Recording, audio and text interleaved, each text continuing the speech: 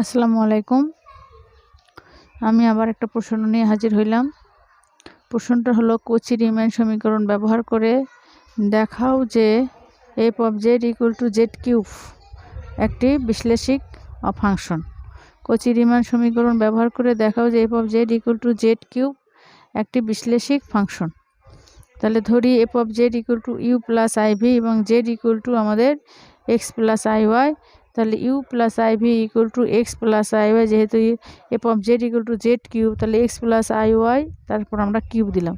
এটা এখন a plus b whole কিউবের ফর্মুলা আমরা ফেলবো।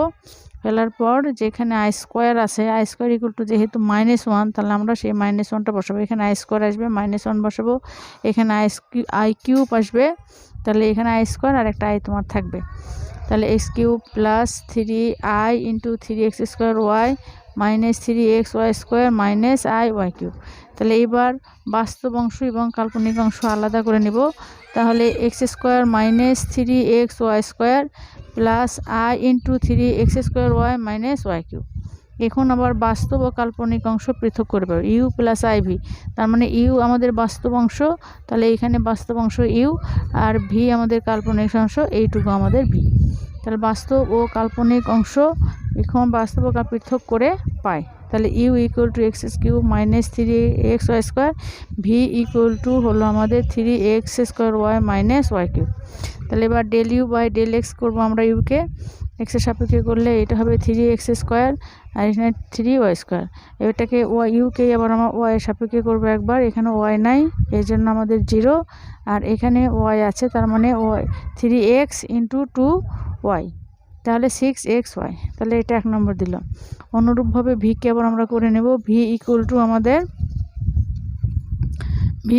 দেখো 3x square y minus y cube, del v by del x equal to 6xy minus 0, এবং del v by del y equal to 3x square minus 3y square. কেমন?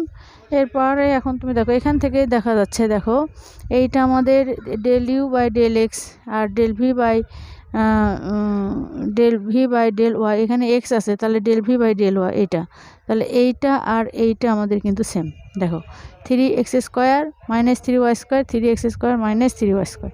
আবার del u by del y equal to minus 6xy, আর del v by del x equal 6y। তাহলে একটা আর একটা inverse. সুতরাং আমাদের দেখো 1 নম্বর ও 2 নম্বর সমীকরণ হতে পাই আমরা del u by del x equal to del v by del y, এবং del u by del y equal to del v by del x, যা কচি রিমান সমীকরণকে সিদ্ধ করে। অতএব f of z equal to z cube ফাংশনটি একটি বিশ্লেষিক।